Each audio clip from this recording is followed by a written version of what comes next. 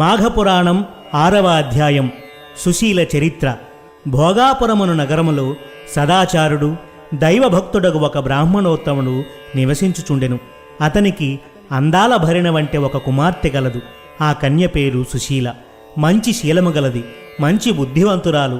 చిన్నతనము నుండి దైవభక్తి కలదై ఎల్లప్పుడూ ఏదో ఒక వ్రతమును స్వీకరించుచు పురాణ పఠనమునందే సదా మనస్సు నిలిపి కాలం గడుపుచు యుక్త వయస్కురాలై పున్నమి చంద్రుని బోలు మోము కలదై ఉండెను. ఆమె గుణములు తెలుసుకొని ఆమె వద్దనున్న అన్ని లక్షణములు ఉండుట వల్ల మృగశృంగుడు సుశీలనే పెండ్లి ఆడదలిచినాడు. ఒకనాడు సుశీల తన ఇద్దరి స్నేహితురాండ్రతో కలిసి కావేరీ నదికి స్నానమునకు బయలుదేరి వెళ్ళినది. ఆ సమయమున ఒక ఏనుగు అడవి నుండి ఘీంకారము పెట్టుచూ వచ్చి స్నానార్థమై వచ్చిన ఆ ముగ్గురు కన్యలను తరుమజొచ్చెను. వారు భయపడి ఏ దిక్కు గానక ముందు వెనుకలు చూడక పిక్కబలం కొలది పరిగెడబోవుచుండగా దారిలోని గట్టులేని నూతిలో పడి ప్రాణములను విడిచిరి. ఆ సంగతి వారి తల్లిదండ్రులకు తెలిసి వచ్చి చూసేసరికి ముగ్గురు చనిపోయి ఉన్నారు.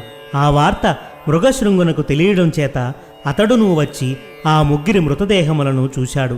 ఎక్కడలేని దుఃఖము కలిగినది.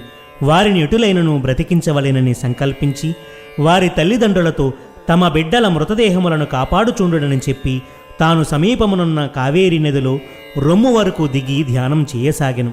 అంతలో అడవి అంతా గర్జించుకుంటూ తిరిగి ఆ ఏనుగు నీటిలో దిగి తపస్సు చేసుకుంటున్న మృగశృంగుని వద్దకు వచ్చినది. అయినను మృగశృంగుడు చలించలేదు. నిర్భయంగా ధ్యానిస్తూనే ఉన్నాడు. ఏనుగు కూడా మృగశృంగునికెదురుగా నిలబడి దీక్షగా చూడసాగింది. అటుల కొంచెంసేపు నిలబడి తటాలున తన తొండంతో మృగశృంగుని పట్టుకొని తన వీపుపై ఎక్కించుకున్నది. అయినను ఆ బ్రాహ్మణ కుమారుడు భయపడక ఇది అంతయు శుభసూచకమని తలచినాడు. నీరు మంత్రించి ఏనుగుపై చల్లెను.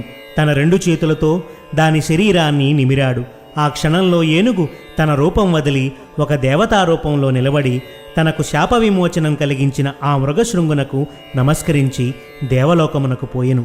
వింటివా దిలీప మహారాజా, మాఘస్నాన ఫలం వల్ల ఏనుగునకు శాప విమోచనమై ఎట్లు నిజరూపం వచ్చినదో మిగిలిన వృత్తాంతము కూడా శ్రద్ధగా ఆలకింపుము.